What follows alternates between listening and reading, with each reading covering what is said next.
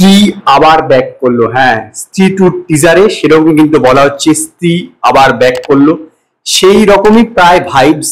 এর আগে স্ত্রী সিনেমাতে যেরকম ভাইবস ছিল সেম ভাইবস, তবে এইবারে যে টিজারটা রিলিজ করেছে এটাতে আমার মনে হলো যে পরপর কিছু দৃশ্যগুলোকে শুধু রেখে যাওয়া হয়েছে, এরকম কোনো নয় যে একটা মিনিং ক্রিয়েট করা হয়েছে।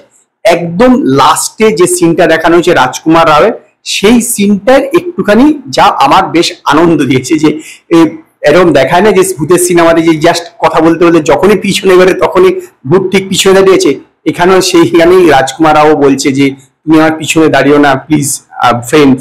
তো ওই সিনটা বেশ ভালো লেগেছে। আর বাকি যাবতীয় কিছু সব একই রকম, অনেকটা যেরকম ভূতের সিনেমাতে হয় বা এর আগের যে স্ত্রী যে সিনেমাটা রিলিজ করেছিল তাতে যেরকম সিনগুলো ছিল ওভারঅল সেরকমই ভাইস। এমনিতে ক্যারেক্টার গুলো তো সেমই।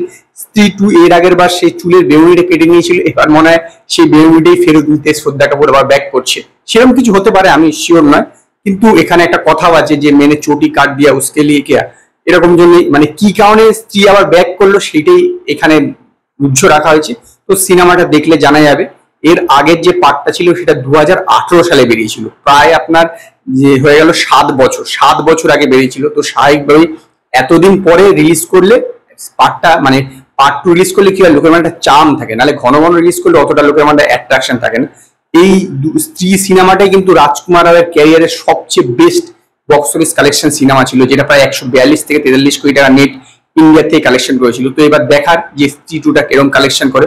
ওভারঅল টিজারটা কিন্তু আমার বেশ ভালোই লেগেছে, এরকম নয় যে বিশাল কিছু হাইফাই লেভেলে, কিন্তু টিজারটা বেশ ভালো। একটা যেরকম আওয়াজ মিউজিকটা যেরকম হয়েছে বা যেরকম সাউন্ড ব্যবহার করা হয়েছে এবং হাসির যে দৃশ্যগুলো সেগুলো রাখা হয়েছে, ওভারঅল টিজারটা বেশ ভালো। এখানে সবাই আবার রিপিট হয়েছে, শ্রদ্ধা কাপুর, অভিষেক ব্যানার্জি, পঙ্কজ ত্রিপাঠী এবং রাজকুমার রাও প্রত্যেকে রিপিট হয়েছে। তো ওভারঅল টিজারটা আমার বেশ ভালোই লেগেছে এবং সেই কারণেই আমি এই টিজারটাকে 5-এর মধ্যে 3.5 স্টার দেবো। যদি আপনারা স্ত্রী টু টিজারটা দেখে থাকেন তো আপনারা আমার কমেন্টে জানাবেন আপনাদের এই টিজারটা কিরকম লেগেছে।